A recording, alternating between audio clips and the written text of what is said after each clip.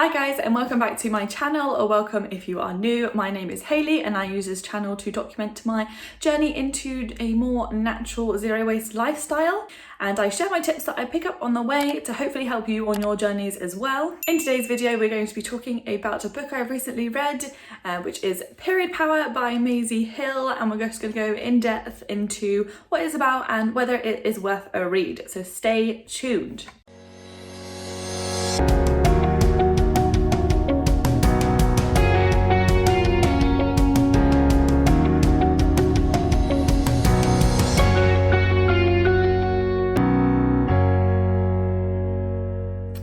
So if you haven't watched my video previously about coming off the pill, you won't know that I have recently come off the pill myself and started getting my menstrual cycles back.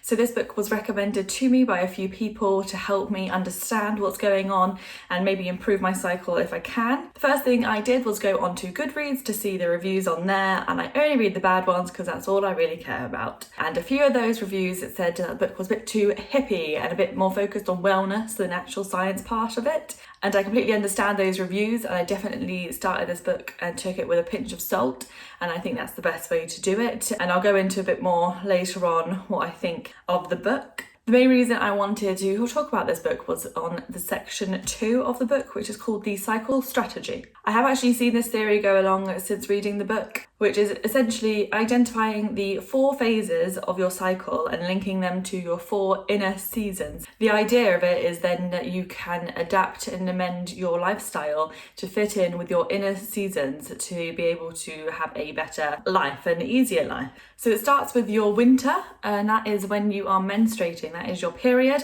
That usually lasts between 2, 3 and 7 days. I think the average is actually 5 days. And this is your inner winter, so that is when you want to stay inside, you want to rest and just to recoup in a bit of self-care and just rest and chill out during this time. That then moves on to your spring, and that is your follicular phase. Follicular phase. Follicular phase. And that is when the follicles in your ovaries start to mature to get ready for that releasing of the egg. And that is when you will be most energetic, you'll be full of life after your resting period from your period, and then you'll be full of ideas and extremely creative. Then you move on to your summer, which is ovulation, so that is when the egg is released from the ovary and is ready for fertilization by a sperm. And that lasts approximately 12 to 48 hours.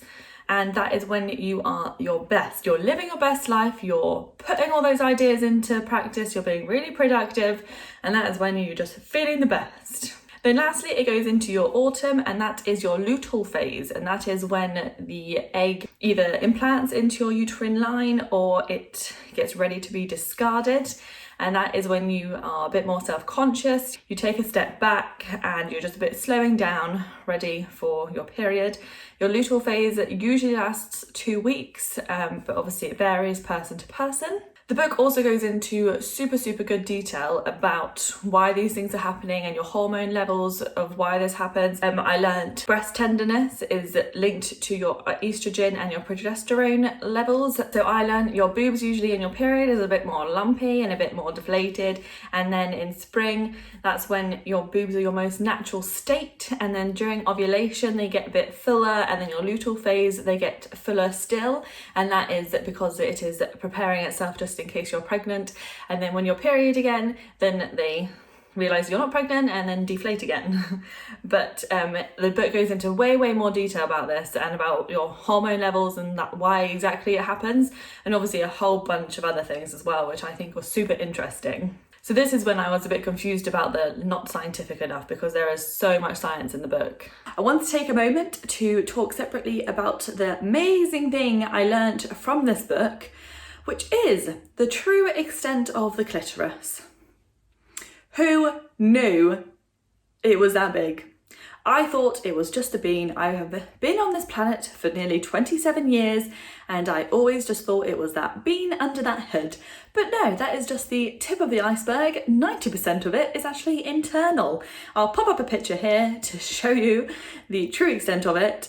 and I'm hoping that this is new information for you because I really don't want to be the only one who only just found this out. I would love to know below if you already knew this or if this is also brand new information. I did some digging into this to see if I should have known this or if I'm being a bit thick, because I definitely don't remember doing this in sex education. But it turns out the first illustration of this was actually only done in the 1980s. 1980s!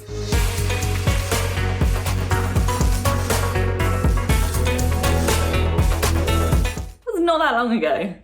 And that illustration was done by a federation of feminist women's health clinics. And then it wasn't until 2009 where the first 3D model of the whole clitoris was created. 2009. This absolutely blows my mind. I've also learned that they're trying to get this awareness out. In 2016, the French authorities started using this 3D model in their schools for their sex education. And as of 2013, the second week of May is now Clitoris Awareness Week. So there are some good things. But I digress. Let's get back into the book. So the whole idea of this book was to get into your cycles, get to know them, find your inner seasons, and to then adapt your lifestyle as you can. So if you know that you're going to be a bit down during your period, you schedule your meeting for the week after instead of then. I know it's quite a privileged thing to do, to be able to work your schedule around your menstrual cycle, but even just scheduling in a facial or a rest during a period, if that's what you need, will significantly help you. And I think that's the point of the book. I don't think the seasons really linked up for me. I feel like I'm actually quite energetic during my period, and I think the spring and summer is actually when I'm a bit more self-conscious and a bit more vulnerable. But the whole point of this book is just to get to know your cycles. So even though they didn't link up with me, they would link up with many, many other menstruators. And it's just about trying to find a pattern for you and your cycles. So I am tracking mine since I started my period when I got off the pill in January, and I'm trying to see if I can find a pattern of when I feel the worst or the best, and then I know when to schedule in what I need to do, more so in personal life and instead of professional, because I am not in complete control of my professional schedule. But it's just something to keep in mind for whether you do have a choice in the future. There's also so many other benefits for tracking your cycle. The main reason is usually just to get pregnant or to stop pregnancy. So tracking your cycle, you'll be able to know when your ovulation date is, and then you'll be able to either do it and try and get pregnant or avoid that date and use it as a contraceptive. This method actually of tracking your fertility, it's called the fertility awareness method, and that actually has the exact same success rates as condoms, the pill, other hormonal birth control. So if it's done correctly, it's actually extremely effective. Your menstrual cycle is also a really great indicator of your overall health. So if your menstrual cycle is suddenly really long or really short, is usually telling you that there's something going on inside. It's not necessarily anything serious. It could just be because you've done a bit more exercise that you should probably rest a bit, or if you've eaten a bit too much or a bit too little, that shows up in your menstrual cycle. So really do keep track of it. I would really recommend it, so then you can figure out if there's anything going on, if you can improve anything. I also just think it's great to know what your body's going up to and trying to get more in tune with your body. Obviously my channel is trying to be more natural, so going off hormonal birth control and trying to figure out what my body does naturally is one of the key things I wanted to do this year. So overall, I thoroughly recommend this book. It is really, really helpful if you are a menstruator, and it uses such inclusive language. It doesn't just apply to women. It's not just women who have periods. It's all types of people. So I really appreciated that. Although I am cisgendered, it doesn't really apply to me, but I appreciate that we are talking more in this inclusive language.